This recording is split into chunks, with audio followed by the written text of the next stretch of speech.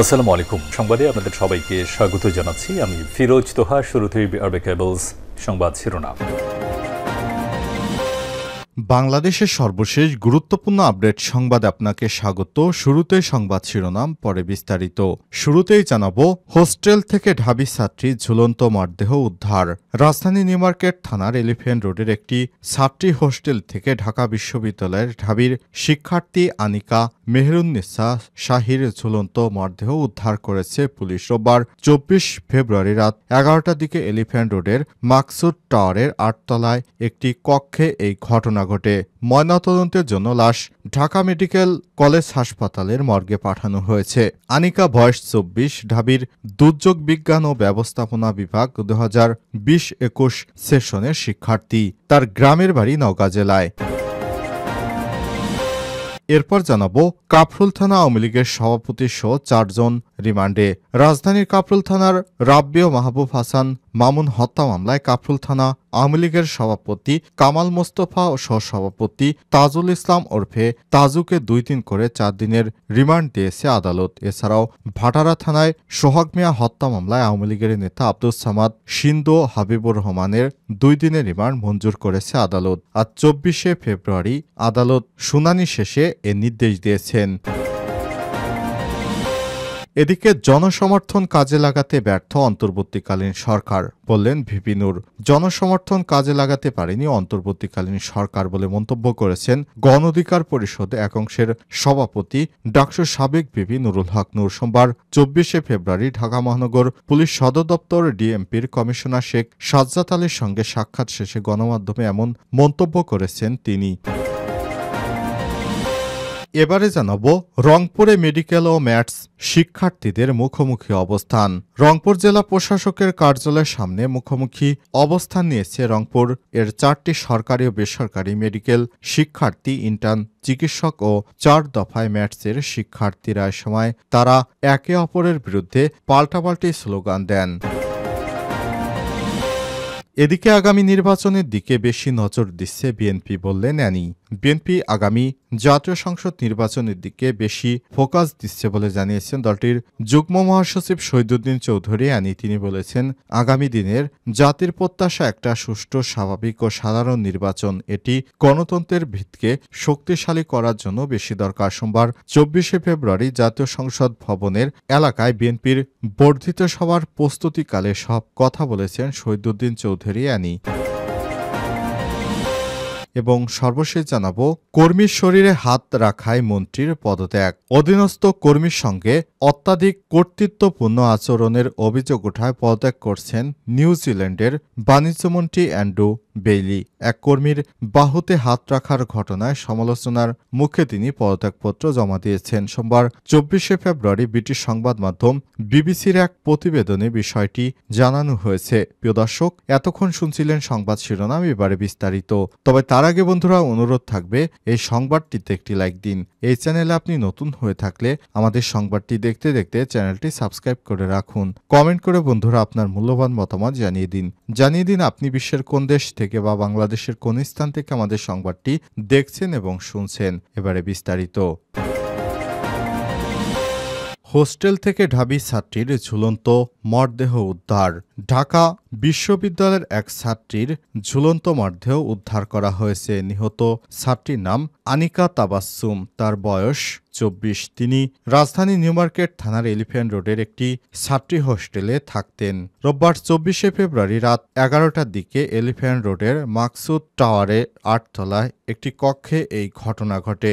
ময়নাতদন্তের জন্য মরদেহ ঢাকা মেডিকেল কলেজ ঢামেক হাসপাতালে পাঠানো হয়েছে। ময়নাতদন্ত শেষে পরিবারের কাছে লাশ হস্তান্তর করা হবে। আনিকা বয়স 24, ঢাবির দুর্যোগ বিজ্ঞান ও ব্যবস্থাপনা বিভাগ 2020-21 সেশনের শিক্ষার্থী, বাড়ি নওগাঁ জেলার বদলগাছী উপজেলার নতুনহাট গ্রামে। ঢাকা বিশ্ববিদ্যালয় ঢাবির প্রক্টর সাইফুদ্দিন আহমেদ কালবেলাকে বলেছেন, ঘটনাটি আমরা জানতে পেরেছি। আমি থানায় সঙ্গে সঙ্গে অভিযোগ করেছি। এই ঘটনায় বুটেক্সের এক শিক্ষার্থীকে আটক করেছে নিউ মার্কেট থানা। নিউ মার্কেট থানার উপপরিদর্শক এসআই বিরাজ মিস্ত্রি বলেছেন, ছাত্রী নিবাসে অন্য বাসিন্দারা ঘটনাটি পুলিশকে জানায়। প্রাথমিকভাবে ধারণা করা হচ্ছে প্রেম সংঘটিত কারণে এই ঘটনা ঘটেছে। থানার ভারপ্রাপ্ত কর্মকর্তা ওসি মহসিন উদ্দিন বলেছেন, ঘটনার পর সন্দেহভাজন বুটেক্সের এক শিক্ষার্থীকে জিজ্ঞাসাবাদের জন্য আটক করা হয়েছে।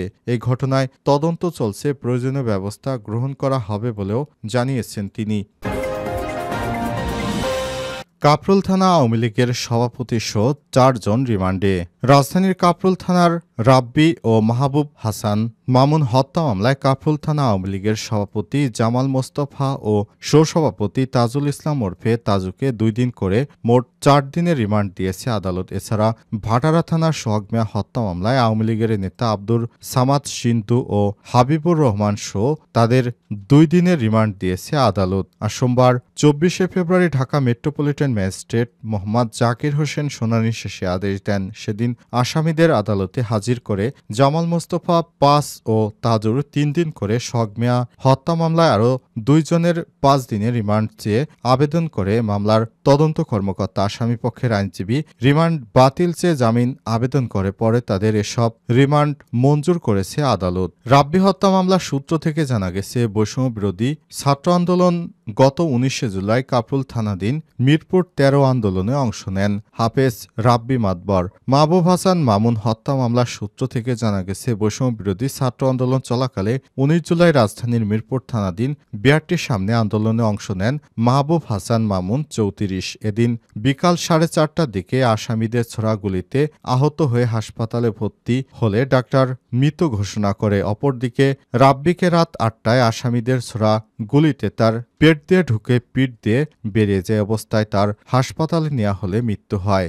ভাটারা থানার সোহাগ হত্যা মামলার সূত্র থেকে জানা গেছে, বৈষম্য বিরোধী শিক্ষার্থীদের আন্দোলন চলাকালে 19শে জুলাই রাজধানীর ভাটারা থানাধীন মাদানী অ্যাভিনিউ 100 ফিট রোডস্থ ফরাজি হাসপাতালের সামনে আন্দোলনে অংশ নেন কিশোর মোহাম্মদ সোহাগ মিয়া 16। এদিন বিকাল 4:30টায় আসামিদের ছোড়া গুলি তার বাম কান দিয়ে ঢুকে মাথার পেছন দিকে দিয়ে বেরিয়ে যায়। ঘটনায় 91 জনকে এজাহার নামীয় আসামি করে গত 20শে আগস্ট ভাটারা থানায় হত্যা মামলা হয়। জনসমর্থন কাজে লাগাতে ব্যর্থ অন্তর্বর্তীকালীন সরকার, বললেন ভিপি নূর।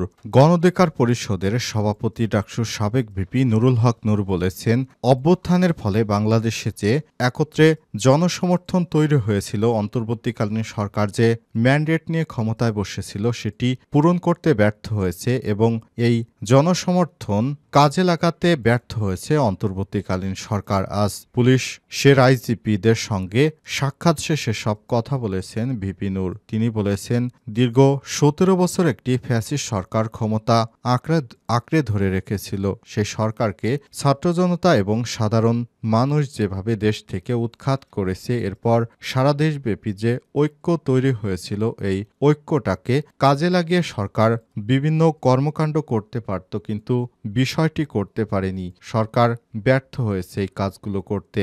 সরকারের বিভিন্ন সমালোচনা করে ভিপি নূর আরও বলেছেন, সরকার যদি ইচ্ছে করত এই সমর্থনকে কাজে লাগিয়ে নতুন নতুন প্রক্রিয়ার মাধ্যমে দেশের আইন শৃঙ্খলা পরিস্থিতি আগের চেয়ে আরও ভালো করতে পারত, কিন্তু তাদের কয়েকজন উপদেষ্টা এই কাজটি করতে পারেনি বলেও মন্তব্য করেছেন গণঅধিকার পরিষদের সভাপতি ভিপি নূর। তিনি আরও বলেছেন, আমরা আশা করব সরকার যেন ব্যর্থ না হয়। সরকার আগামী দিনে দেশকে সুষ্ঠুভাবে পরিচালনা করার জন্য এখন থেকে আগের থেকে বেশি সক্রিয় থাকবে।